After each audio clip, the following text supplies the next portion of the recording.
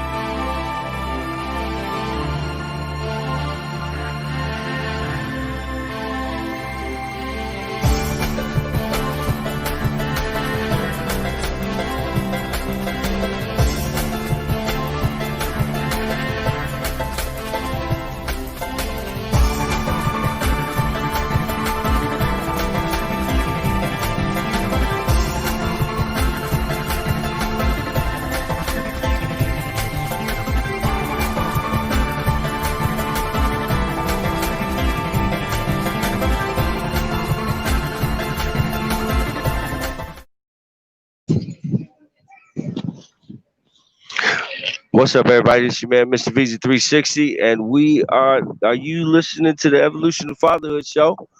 We are on location at where George Floyd was passed away, murdered at, and we got Guy out there and Mike. So good afternoon, everybody. If you're tuning in, we give Evolution of Fatherhood again on location. Guy, before we start checking in, Mike, Guy, then Mike, what's going on?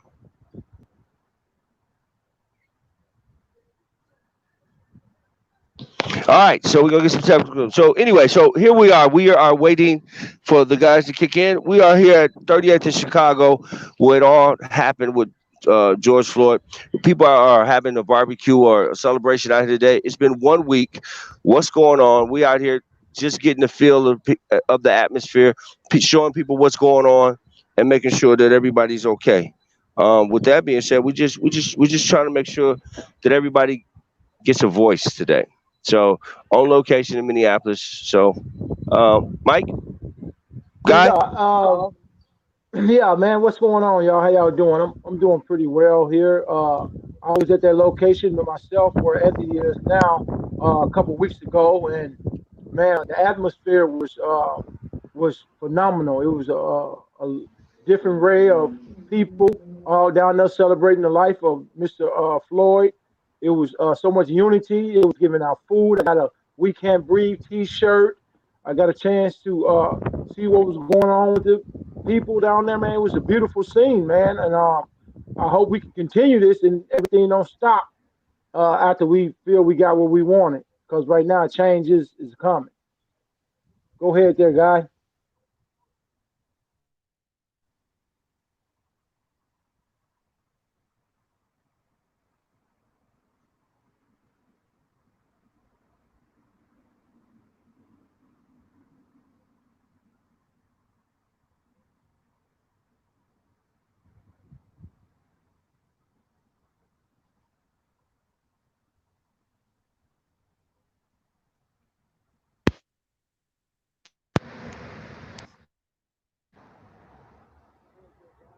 Hello, hello, hello. Can y'all hear me?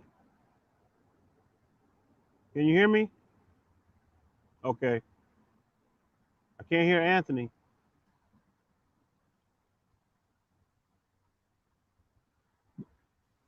Go ahead, guy. What am I going ahead on though? What am I doing? Just checking in. Just checking in. See Oh, how you want to talk about where you at. You on location. Just oh, talk about okay, what's okay. going on with you.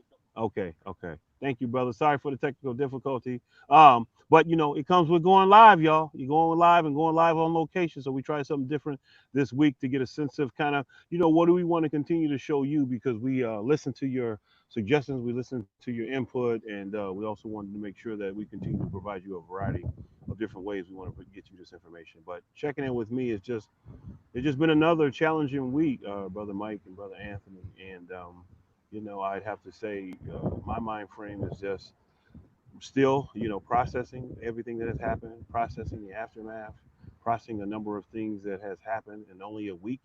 It seems like it was longer ago, longer than just a week ago when the tragedy happened with Mr. George Floyd and with the riots and with the protests and just a number of things going on. And I'm still wrapping my head around everything to ensure that my family's safe, that I'm safe, that the work is still need to be done, even more work now that we know that we are already in the midst of it based on the work we're doing with fathers, dealing with the pandemic, dealing with civil unrest, and then dealing with the aftermath in addition to making sure that we're okay. So right now, but I'm ready and pumped up to do another exciting show to inform the people to talk specifically about the evolution of fatherhood. So I'm happy to be here again to share information about who we are and what we're trying to do. So that's just a little bit about what's going on in terms of what's off the top of my head.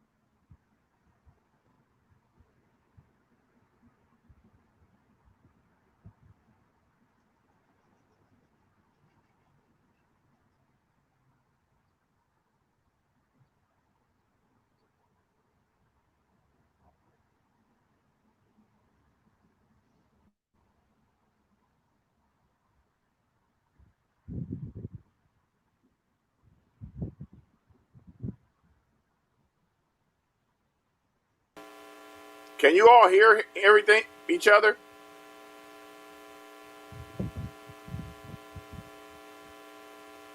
I can't hear any of you. I Can can you hear hear me, you, Brian? I can Brian. hear you, Brian. Okay, what's wrong with I I can't Anthony? can't hear hear Anthony Anthony. at all. He's not even paying attention. Nope, he's Can't not. hear you, man. Can you hear me now? Yes. Sorry about that. You were talking the whole time. Nobody could hear you. All right, sorry about that. So again, I'm gonna give you a full view of what's going on. I'm gonna give you a 360 moment so you can get an idea of what's going on. Just for a hot second, this is what's going on the location that I'm at right now.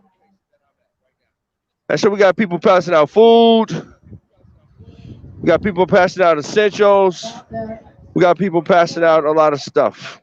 And so that's where we're at right now. And so Guy is on Lake Street where the third precinct was burned down, Target, and a host of other buildings that was damaged during the riot and the protesting. And so with that being said, Guy or Mike, if you want to pick up from there, we can go from have another. Where you at, Guy? Yeah, Guy. actually, location has changed. Can you Okay. hear me, Anthony? Can you hear me? Can you hear me? Yes. Okay, Yes. location has changed. I'm actually over on Cedar Avenue, where also some of the civil unrest was taking place. There's a lot of damage on Lake Street area, actually, but the location has been changed to where I'm at right now. So I'm on Cedar Avenue in South Minneapolis, probably about a half a mile from where the precinct was, as well as a lot of the area businesses were burnt down.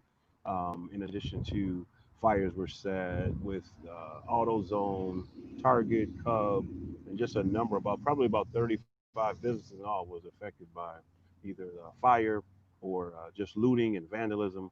And so there's been a number of different armed guards here daily in terms of the National Guard and State Patrol protecting the areas from any more looting and vandalism and fires. And so right now I'm in an area where some of those things were taking place, but a lot of the devastation still um, continues over in that area. But I'm about a half a mile away from that area.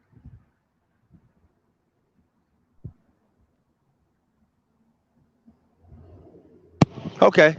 So, like I said, I just gave y'all a quick tour of what was going on, and we just wanted to just give everybody an assessment of what's happening. And so, guy, I think we had a conversation a couple of days with somebody about what next after all of this. I mean, since our guest might not be coming on, we just got to keep moving. What, Mike or Guy, whichever one's go first? What's next, man? After the anger comes. I think Killer Mike said we got to strategize and plan. How do we do that, Guy and Mike? Whoever want to go first. I think that there's going to be a lot of healing that needs to happen in the community. Um, my fear is that we're going to stop. We're going to stop doing what we're doing now. We're going to take our eye off the prize and forget about why we're doing what we're doing, because all too often this happens, and then it seems like they throw us a little piece of bread, a little few crumbs, and then we back to it again, and here we go again. We on camera seeing another black person, black male in particular, being murdered. So I'm just hoping that our leaders, and I do want to be specific when I say our leaders. I mean our prominent black leaders, to sit down and figure out something, because if we're depending on the opposition to help us get to where we need to be, we're going to find ourselves back where we're at now. So hopefully we can have some real strategy going on so we can stop. I feel hopeful because some I have seen some conversations taking place on police reform, and maybe you know what I'm saying, we'll see some change uh, in that area, but we're going to definitely need some healing, and we're going to need some rebuilding, man. Yeah, I heard. Karen said that we need rebuilding. Shalette Busby says we need healing in the community also. Um, I thought about that. I also talked to a couple of people out there. They're thinking about try they're trying to find a way to dismantle the police and go to community policing. I don't know how that works, but it sounds like a plan to take a little bit more power away from the police and put it back in the community. What do you, Guy? What do you think about that? I think we have to, yeah, as Michael was saying, heal. Um, I think we also have to stay in the moment. Um, I think we don't know exactly. Um, do we have the capacity to be able to do some of the things that people are hoping for? But I think we have to be organized, and I think we have to come up with a strategy that we put together within the community, but also too with experts and putting those pieces together. Because right now it's still raw emotion. Right now, I think the adrenaline is still high. Right now, I think people are still upset. People are still trying to heal. People are still even trying to grasp the incident, which is only a week ago. The shock of that. It's like people are still grieving and mourning and angry. And I think we are a little too early and too premature to begin to think about where we're going next. I think we have to resolve and address where we are right now and stay in the moment. But I'm supportive in terms of just additional ideas and what we hoping to do and wanting to do to prevent this from ever happening again within our neighborhoods, within our society, within our world. Because now it's a global issue now. It's a global issue in terms of people protesting for a combination of different things. Some of it is getting away from George Floyd, but the other things that's important to them. So I think we just have to pull it back and just really be in the moment and address the issues that we're dealing with right now. In addition to begin to think about and planning where we go next. I think it's just a little premature to begin that, and not to get into supporting the dismantling of the police department or not, but I just think there's just way more dialogue and conversation that needs to be had about how we do that and what we need to do. Yeah, Brian Backus said we need the right people to kind of pull that off. And if you can hear some Yeah. background noise, I'm in the middle of what's going on. So just to listen on this, know I'm in the middle of the street where everything is happening. But that makes a good comment for what Brian said. Who can pull that off? How can the community be a little bit more engaged with that? And we just want to be um, intentional about that.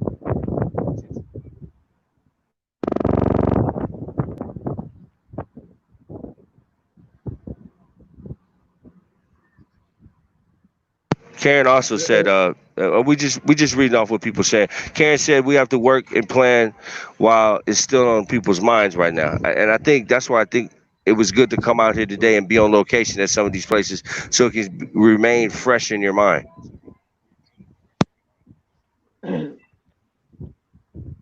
and to Guy's point, I want to say, yeah, I got thank you for bringing that back because you're right. I think all too often we expect people to get over things as if it happened 10, 15 years ago when it just kind of happened, what, a week and a half ago? I think tomorrow or Mhm. makes it 2 weeks. So I think, yeah, it Mhm. might be a little premature to have those conversations about what's next. But also to plant the seed to say, hey, what's next? Yeah. What are we doing now? Before people start getting complacent with what's happening right now with the four officers being arrested. People say, "Oh, okay, that's enough." Mhm. It's not enough though. And as far as what we were talking about, it being global, I was reading articles of young men, especially in the UK, being murdered by police. I was reading an article in Canada. These are black bodies, and so it's been a global thing. And I think that this happening with Mr. Floyd, and it being so blatant and right in our face, it just sparked a fire that's going on around the country and around the world for us to address it because we have an opportunity now to address systemic racism and bigotry and all these other different things that we've been kind of complacent with and been accepting. And I'm not even going to say tolerant of. We just been accepting it. And now we get to have an open conversation and dialogue about what we need to change. See, COVID-19 exploited some holes in our system right away about systemic racism and resources and poverty and all that. And so this came along, man, this blew it out the water, man. So now we get to have a conversation and really get a chance to deal with it instead of just going back to normal. What's normal, right? So And we also have to come and understanding, to be honest with you. Um, we have to grasp all of this for ourselves, right? We got to make sense of this for ourselves because there's so many things that are going on simultaneously. And so it's almost like before you can grasp one particular issue, another issue pops up, then another issue pops up, then another issue pops up. So you're juggling all these things at one time when you're still trying to grasp the central thing that caused all of this initially. But also, I believe, it's just if you think about what even led up to all of this, right? And it's a perfect storm from the things that was going on with COVID. We were sheltered in place and we're dealing with that, not knowing a lot about other than taking care of ourselves. And folks were at home, folks were unemployed, folks were furloughed, folks were just anxious about just their health. And you got this deadly infectious disease that we don't know a lot about. And then you got on top of that a couple of those things that happened with Brianna and with George, and then you got the other situations that continue to happen in Georgia with the jogger, and it just kind of the nail. I mean, it just really kind of all exploded all at once, and so trying to deal with all of that at one time, it's a process to focus on how it's making you feel, how you even grasp what's going on before you can realize even what to do about it. So I think we just need to stay in the moment and focus on exactly what the issues are. Also, as Michael was saying, plan for the future, but at the same time, making sure we're taking care of ourselves because there's so much going on at one time. And to even get a handle on all of it, you got to stop and process it for yourself first before you can begin to think about where you go next. But you have to go there and strategize and go Well, if you're just tuning in, we are on location at the George Floyd, where he was murdered at the scene, and 38th in Chicago. Guys over there on Cedar, where some extensive damage has happened through the riots over there. Mike's at home giving us a correspondent course about pain, giving his perspective off that. One of the questions that was posed that came up on the screen is like, Mike, why is there so much rage and pain? well, Anthony, that's This is all historical pain, man. This is all historical. This goes back Hmm. to when we first came to this country. This just didn't start with Mr. George Floyd. Mr. George Floyd was just one of many. I think why so many people are so upset and then so enraged with this is because it was so right in our face. And this guy looked right in the camera. He looked right in the camera. If you've seen that video, he looked at anybody that's seen that video. He looked you right in your cubicles and said, "What are you gonna do about it? This is America. I can do this, and nothing's gonna happen to me." So the rage and pain that we see out here with the looters, with the rioters, or protesters, or whatever you want to call them, is these are years and years of systemic racism built up, and now a lot of people get opportunity to speak. As we all know, the voice of the unheard is rioting. That's Dr. King's words. These are people who don't feel heard, don't feel listened to. And something I learned is these are a lot of people who don't have the right to vote. These are the people who already been uh, disenfranchised. So when we say, why are they doing this to their community? They already feel like this was never my community. When I come into your stores, when I come around you, these are sometimes our own people treating them like that. So this is the voice of the voiceless. Tearing down a building, burning down some stuff, riding with the police. All that rage, all that anger, didn't have a job, ain't had a job. I'm a father, and now I can't get a job because I'm a felon. I can't feed my family. This is a perfect opportunity for me. I Hmm. didn't apply for the stimulus money because I was unemployed at the time, and I couldn't draw unemployment. So as a Hmm. father, now my woman telling me, you ain't no man because you can't feed me. Because I want to go back to the focus of fatherhood, too, when we talk about this rage and this anger. You see what I'm saying? Right. And this Right. is what you see. So let me go break in here and give me some pampers. Let me break in here and give me some food. Let me steal some shoes, maybe some alcohol. I can sell all this stuff and have a little money in my pocket because this was never my community anyway. I ain't never like the corner store guy anyway. You know what I'm saying? So let me take advantage of this and bust out a window. You see what I'm saying? So all that rage and all that anger, Anthony and Guy, was an opportunity for people to get a lot of it out because they were already really hurting before this.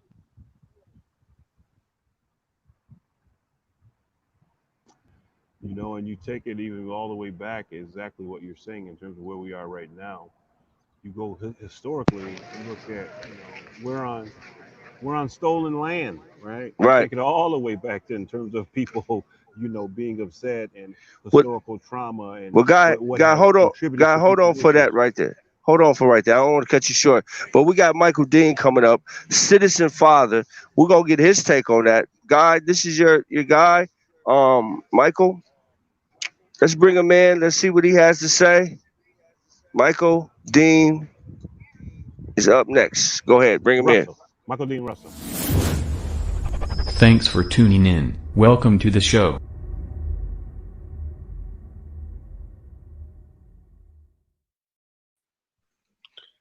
All right, can y'all hear me? Yeah. Yes, Yeah. sir. Okay, okay. Thank you, thank you. Guy, this is your. Tell me who Michael Yes, Dean sir. Russell is.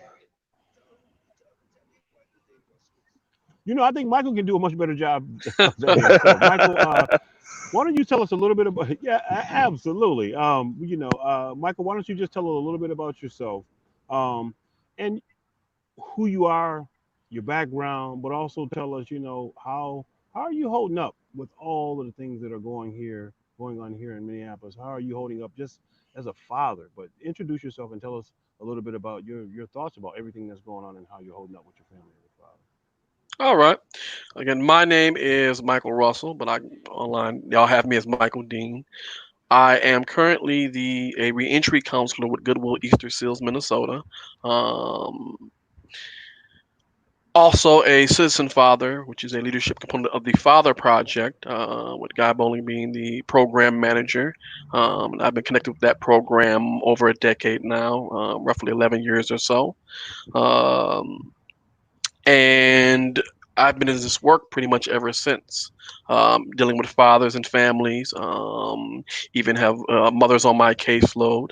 Um, Everything from case management, employment counselor, um, the whole nine. And so, as a father, how I'm holding up, I have to be honest and educate my children based on the world that they're growing up in.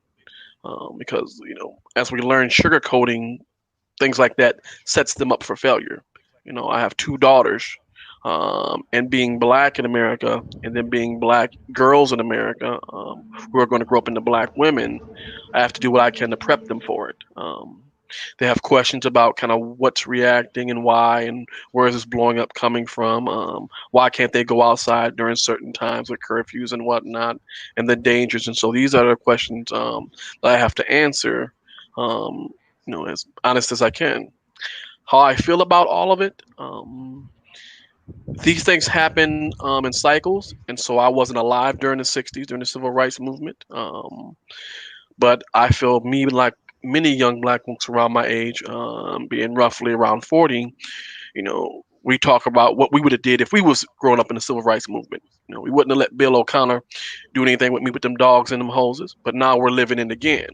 And so now we can put what we said we would have did during the civil rights era into action now. And so if anything, I feel this is kind of a long time coming, and it's time for me now to do my part, as well as those who weren't alive in the civil rights generation, to kind of get in on it now. Because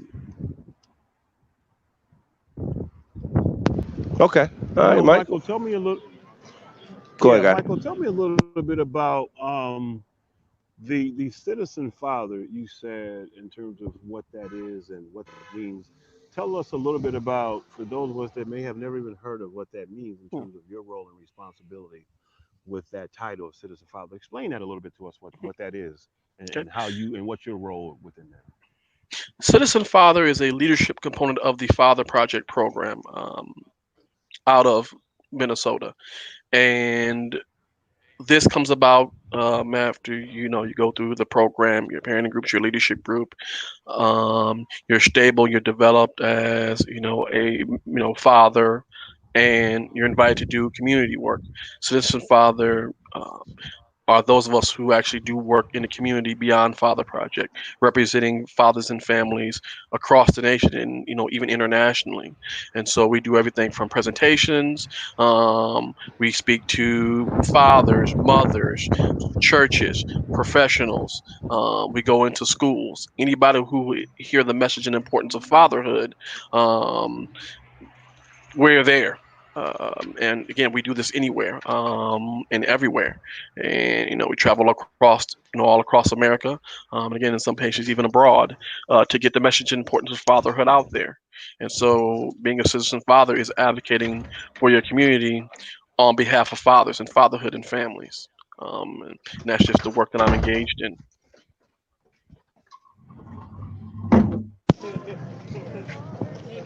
Okay. Well, I appreciate that, Mike. So what do you got plans coming up? Coming up through this next couple of weeks. What is some of the strategies you're going to implement about, with your family or your friends or the people or the fathers that you work with? Mhm. Well, as citizen fathers, we always meet together and come up with collective decisions based on what's going on. So we move as a unit. We'll kind of hash out, come up with some game plans, and then we'll hit the ground running. As far as a father, in my personal, as far as family, I'll continue to be abreast of what's going on, keep my children educated and safe, and come up with how we're going to move forward, even as a family. Um, making sure they have the ability to communicate with me if they're out immediately. What script are they going to give if for some reason they're stopped? Which is basically, I'm a minor. I want to call my parents, and then all they need to say. Um, and so things like that, just educating them on how to operate. Being moving in small groups or whatnot. Even though there's COVID going on, just being safe in how they move and operate. And so that's the family piece, and then with the citizen father piece will be us getting together, saying how we want to address it, and getting out there, and then just doing the work. And so I expect more us as citizen fathers to be out there within the next couple of weeks with a game plan, strategy, to begin to affect change. Okay. Mike, Guy, anybody wants to piggyback on what he's saying? No, I just appreciate you being on here, brother. And I also like something that you said about how people like to say if I was in the '60s, what I would have did. I really appreciate you saying that Right. because I always say to a lot of Yeah. people how insulting it is to insinuate that our ancestors or the people who came before us didn't want to fight back as if they didn't have a lot to lose. Because there's a lot you can do to somebody else without necessarily hurting their body. You can hurt their family. You can do all kinds of things. But I appreciate you saying that because now we live in the same time. So now you can go out there and do what you said you was gonna do.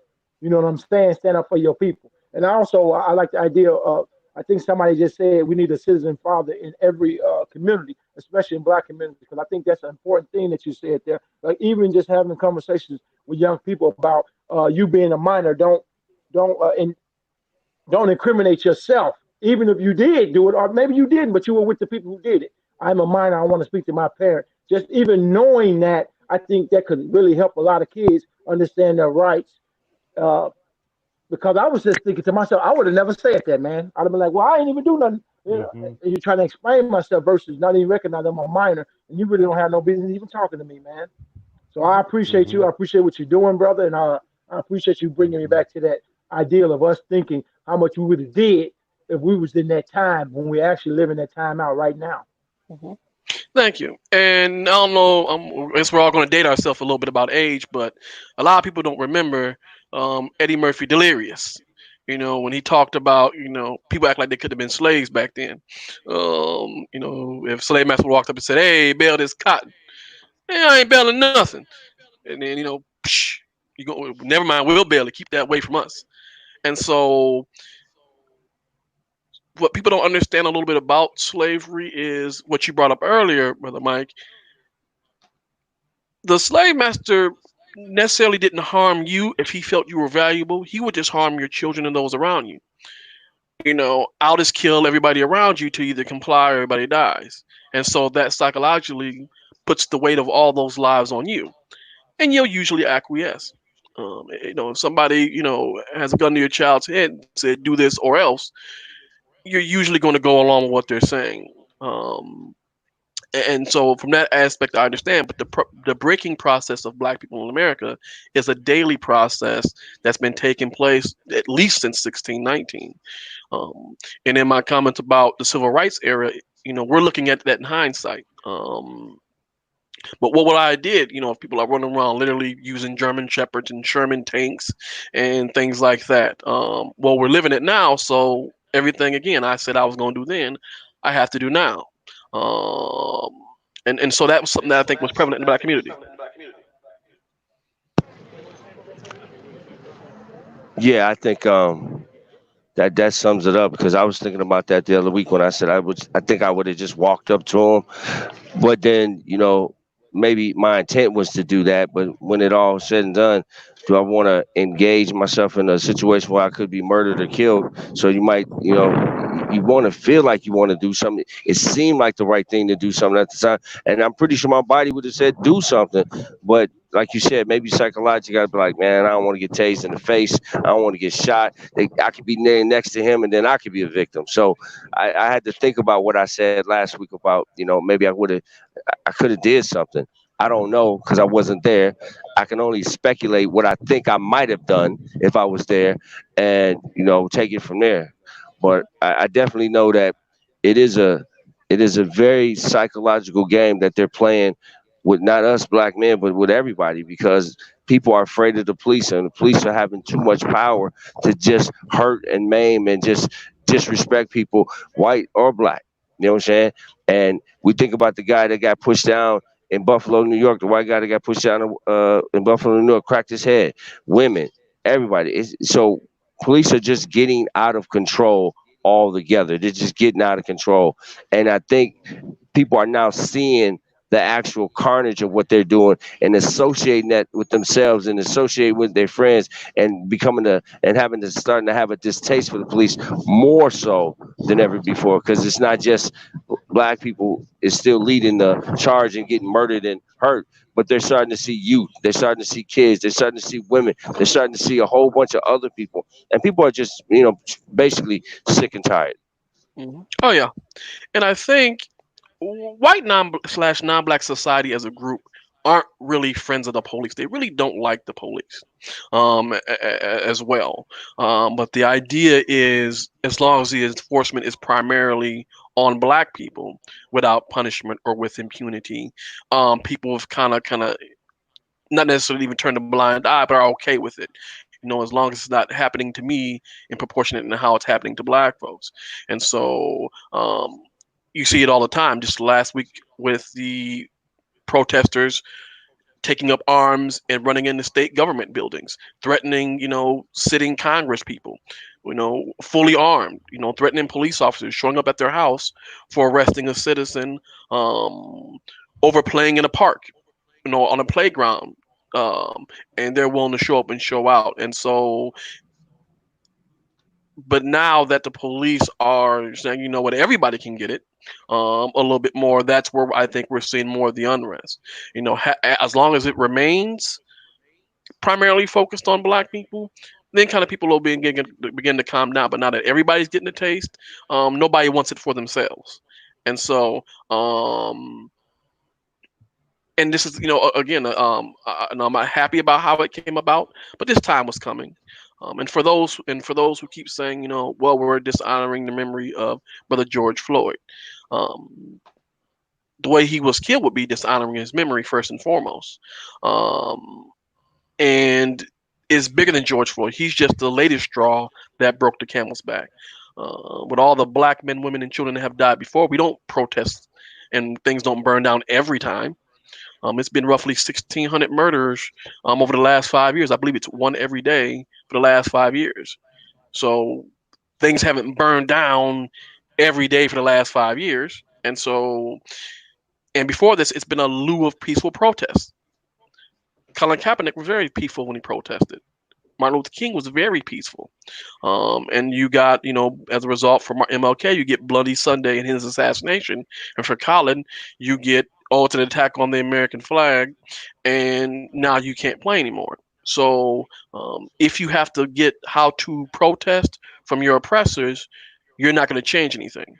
And so I don't want my oppressor and those and their cohorts to tell me how to protest, because they're going to tell me how to protest in a way that's not going to affect anything.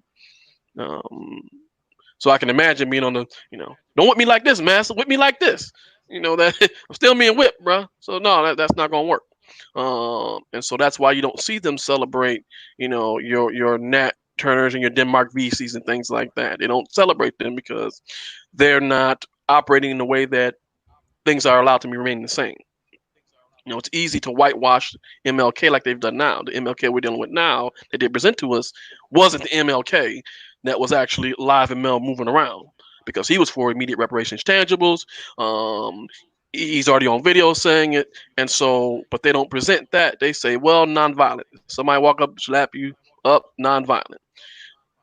That rule only applies to us as black folks. We're the only community in America, if not on the planet, that they apply that ideology to say, you take abuse, be passive, be nonviolent, and then one day things will change. And things will progress, and it's very slow. No, it's not very slow. I can just talk to the Jewish community about that, because they get reparations in America. For example, what happened in Germany, and they're getting paid by American citizens. Right now, as we speak, because we're in Minnesota and people don't understand how unique Minnesota is to this, they're still arresting Nazis in Minnesota in their 90s. They're catching them all across. They're still arresting them and charging them. They're in oxygen mask in a courtroom, 90, 98 years old in all these small Minnesota towns. They're coming to get them. The only community that's asked to constantly give grace and forgiveness is the black community. Go try to tell the white community that we're going to go ahead and pass some gun laws, but we're going to ask you to be favorable and be passive and graceful as we get these guns from you. And you already see how they get now. They show up everywhere. They start putting bullets in your active Congress people. They start shooting officers. And so as long as your oppressor is able to tell you to be how to protest and you go along with it, you're not going to shift the narrative. You got corporations moving now, talking about now everybody want to take a knee. Before it was unpatriotic. Now everybody's doing it. It was just unpatriotic a couple of years ago. What you talking about? Now everybody who said it was unpatriotic is now taking the knee. No, it's too late for the knee. Ain't no knees. The knee The, is what killed George Floyd and marked all this. So ain't no knee. it's odd that you say that, because the same NFL said, you know what? We sorry that we didn't understand that. I think I talked to Guy and Mike, like, why do we got to burn shit up to get a response that normal people have a dialogue about and present the facts about what's going on, and they kind of change. We kind of know the answer to that because we black and American. There's codes and laws and redlining and a host of other things that we got to untangle from just to be looked at as a regular citizen. And so, it is, I'm gonna say this, for what it's worth. People say we don't have faith. I think Mike made it. He said, "Man, I don't have faith in the justice system." I'm looking at it like this for the first time. First time we got a person of color that's the attorney general. That's the power. We got the mayor who took action to do that. We got the police chief that reinforced that action. So it seems like this point we got all the cards on the table. It won't be no, well, we don't really know, because everybody's in power that's holding that accountable and saying, look, if it's anybody else, we're gonna do this to them. And so now I think, Bob Kroll, he's saying some crazy stuff, but I think for the first time they're scared. They're scared that police are being prosecutory. They're getting sentences and they're going after them because you're causing all of this damage in the community. So I do got faith that they will be convicted. There will be jail time. It might not be as much as we think it is, but they will be convicted and they will be made an example of in Minnesota, because Minnesota, they super passive aggressive up here, so they don't want to look like they're bad people, but they want to look like they sprung into action. That's the Minnesota nice way. Well, I don't know about that, but we shall see. We shall see. But I do like what you were saying, brother Mike. There's so many different things that's going through my head, man. But this week, I've had long, extended conversations about exactly what it is that you're saying, and unfortunately, um, the opposition and those in power do not understand a peaceful need like Colin did. I don't know if y'all ever seen the movie Jack Nicholson. At the beginning of the movie, what Jack Nicholson said was, "I never had a problem." The movie's called Departed. I never had a problem with the niggers. My only problem is they want somebody to give them something. If you want it, you have to take it. And that resonated with me all my life, man. I ain't lying, since I first seen that movie, because he made so much sense. And when you see the burning of those buildings, that's why we having conversations about reform. That's why we having conversations about dismantling. We ain't having no conversation because protest. We just walking down the street talking about we shall overcome. Because we've been doing that since they did that to Michael Brown, and keep on going back a little farther than Michael Brown when they did to Samir Rice, when they did it to our boy Trayvon. Keep going. We've been protesting peacefully and not much has changed. But when you start burning down them buildings and these young folks start getting on fire for what's going on, that's why we having conversations. We're having different conversations because we wasn't gonna have no conversation like you said, Michael. My oppressor's telling me, well, just march and don't burn Target up. Come on, man. I personally have no issues with the kids doing what they're doing. I ain't gonna lie to you. I just don't want them attacking and hurting people. Cause you burn down a building. Hey, man, I told somebody I got into a big argument with a superior at work. I said, hey, we got a lot of criticism for these people that's out here rioting and looting, right? But we ain't willing to go out there and do none of the stuff that they're doing. We want to sit in the background and dictate to them how they're supposed to express their anger and rage.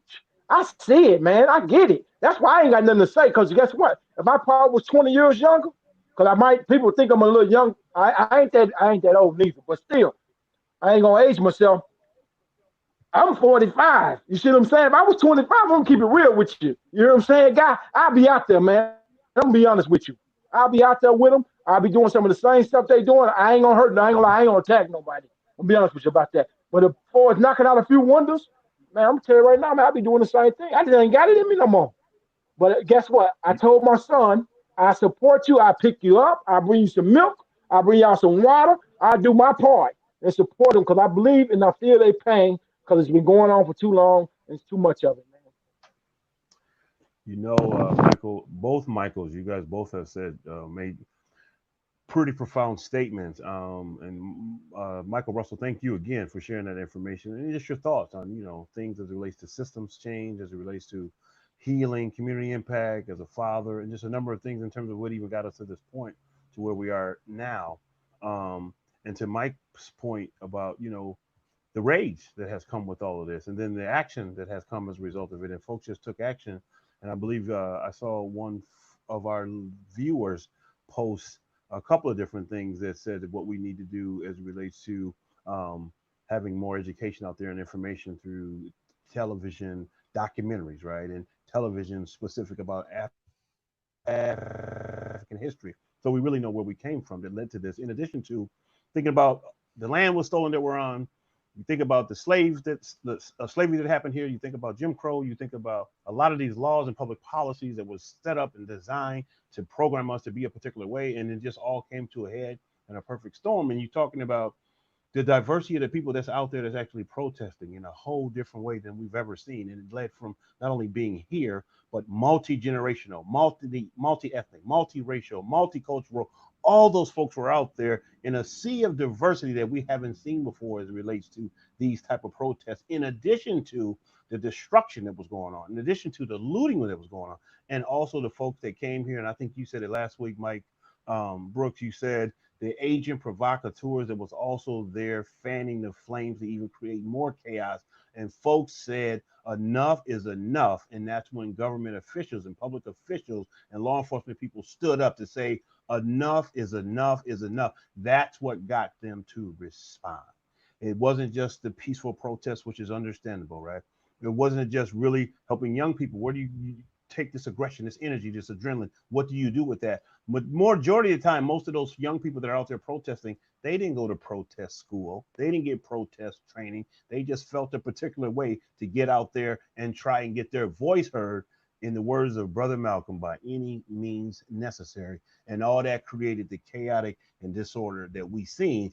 But it had to be at the degree that it was in order for people to respond. And then we begin to see the response. Then we begin to see the officers arrested. Then once the officers arrested, it has now begun to clear up. It's not over. The protests are still going on, but the violence is not associated with it anymore.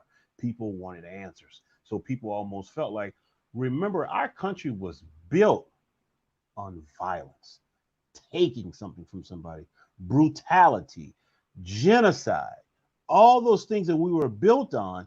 Now it just has come back in the same way that destruction that has happened, to where now it has created a global impact in terms of people fighting back that are anti-government, anti-law enforcement, anti-oppression, anti-systemic racism. People were just fighting back, and now it's just taken on a whole course of its own. So we have to remember that what started this, and the reaction to this, and then the action that has taken place as a result of it, and the diversity of the number of people that are participating in it, has made the world wake up to this.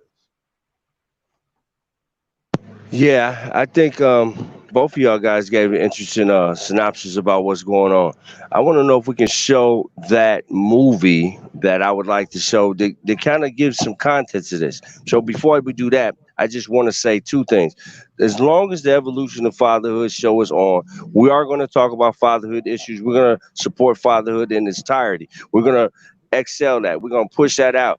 But in the moment of something as powerful as this in history, we have to also have segments, or a segment, to talk about these things that are going on right now. And I just want to make a commitment that no matter what happens about fatherhood, or how we talk about it, or bring people on, we are going to dedicate at least a segment to just talk about this and keep this going, because I think us having this platform is what is needed. We have this platform to talk about fatherhood, but we also have this platform to talk about other issues that affect fathers, and that's why the evolution of fatherhood is going to, continue to have a segment about this until. So before we play the segment, Anthony, can we just thank Brother Michael for coming on the show? We appreciate you, brother.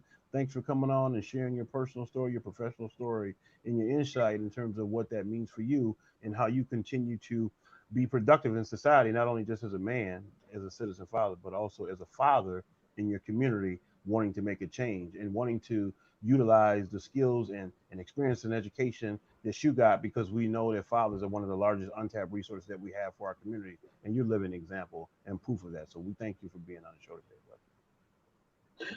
No problem.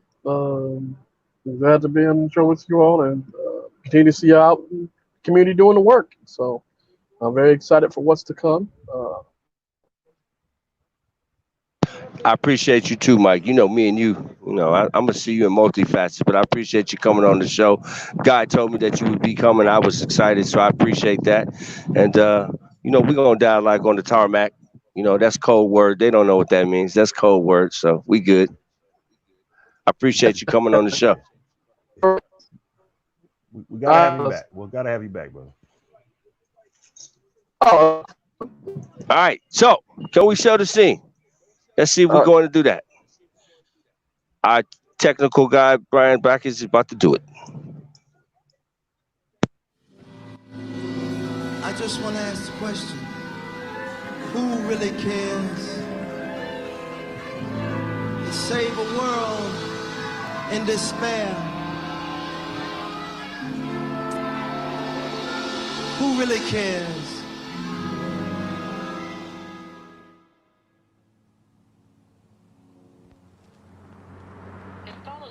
Crisis in Flint that began 4 years ago when the city started drawing water from the Flint River, exposing thousands of people to the toxic metal. Mother, mother, there's too many of you crying. Brother, brother, brother, 25, it's going to be a black male in a white t-shirt. There's far too many of you dying. 14 million more You Americans know would be we've got to uninsured find next a year. way This deadly mass shooting to bring some loving here today. Yeah. Father, Father, we don't need to escalate. You see, war is not the answer, for only love can conquer hate. You know we've got to find a way to bring some love in here today. Oh, picket lines and picket signs.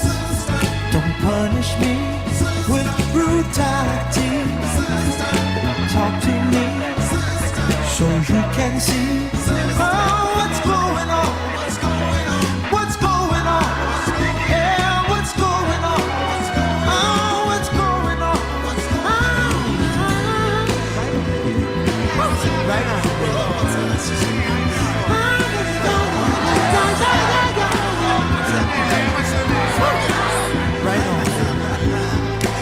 Right on.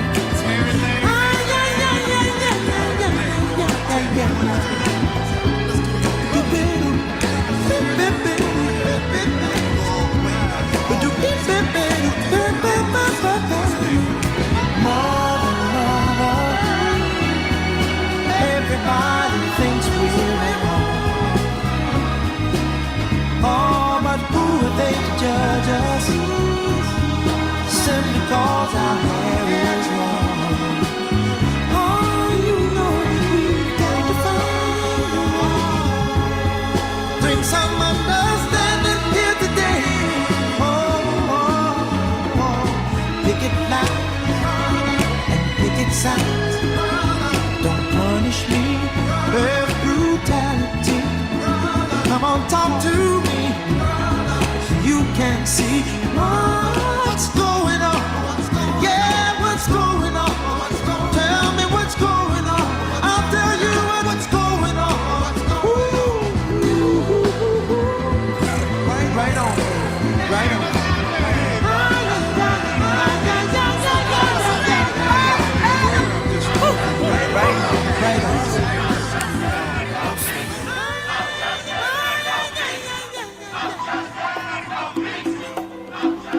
I wanna know what's going on, baby.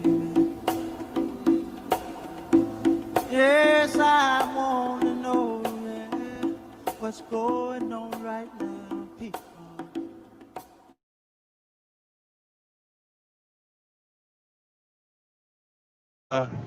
That's fitting since we had this show today.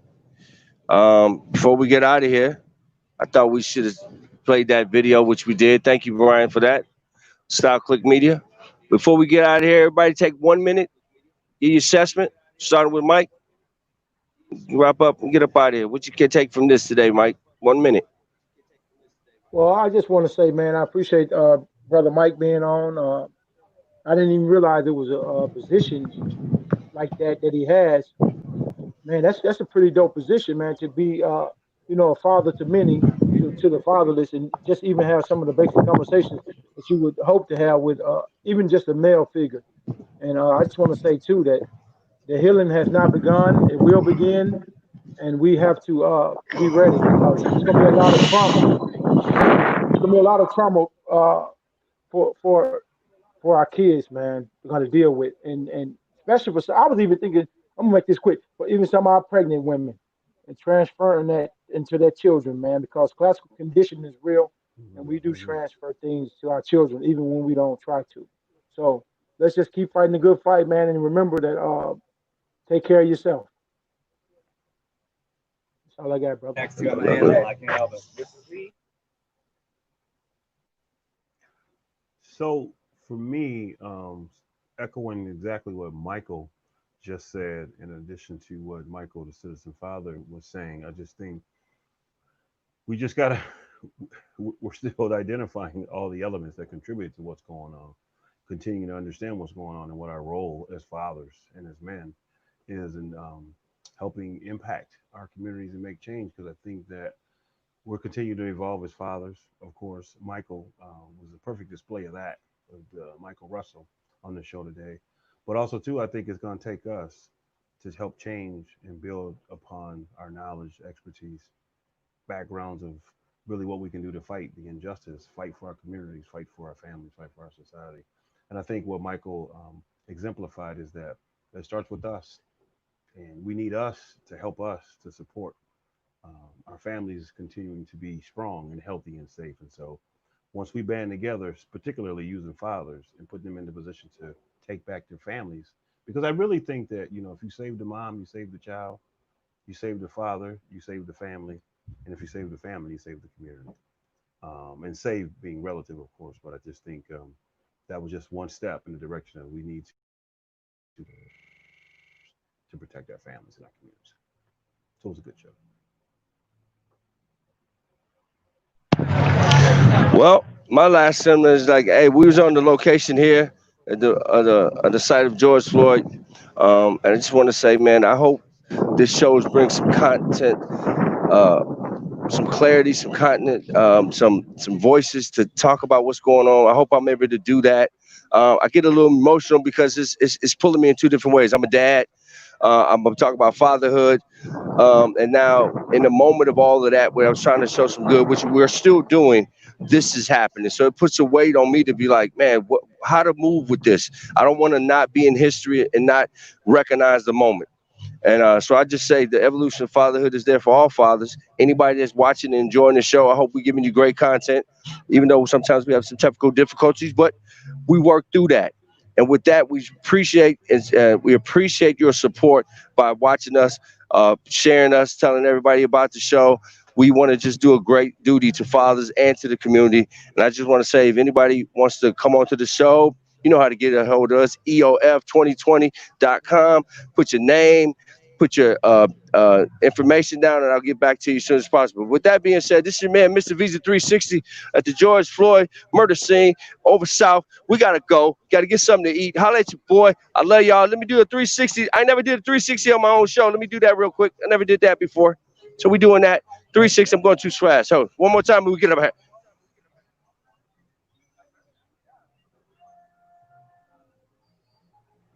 And with that being said, that's your boy, Mr. Visa 360. Holla at your boy. Next show. Peace out.